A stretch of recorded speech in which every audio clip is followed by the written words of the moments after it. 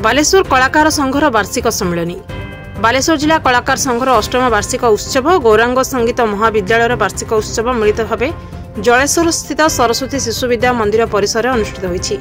ए समारोह संघर उपसभापति राधाकृष्ण गिरी अध्यक्षता करथिले। मुख्य अतिथि भाव नुआदिल्ली स्थित जातीय मॉडर्न आर्ट गैलरी पूर्वतन निर्देशक अद्वितीय गणनायक, मुख्य वक्ता भाव विशिष्ट सारस्वत साधक दयानिधि साहू, विशिष्ट मूर्ति कारीगर पद्म विभूषण सुदर्शन साहू जोगदे कला प्रति कलाकार रही थाए समर्पण भाव। कला को बंचाइबाकू अनवरत कलाकार करिथाए संघर्ष। ए संघर्ष भिड़ भितर किछि हजि जांती तो आउ किछि सफल होंती। ए भिड़ भितर हजि जाउथबा अनेक कलाकार आगामी पीढ़ी पई एक मंच तैयारी करिबारे सफल होंती। जीवनर चलापथ केबे कंटकित केबे कुसुमित।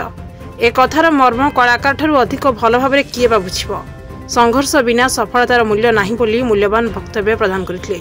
प्राक्तन ब्लॉक उपाध्यक्ष ब्रजमोहन प्रधान, ओडिसी नृत्य गुरु तथा गवेषक मनोज बेहरा, प्राक्तन कॉलेज अध्यक्ष जीताराम दे, प्राक्तन एबीओ कपिलेश्वर महांती, कमिटीर संपादक प्रफुल्ल कुमार घोष, साधारण संपादक विजय कुमार जेना, विक्रम दत्त, रणजित दे, मायाधर दास प्रमुख सम्मानित अतिथि भाव मंचासीन होई वक्तव्य प्रदान करथिले।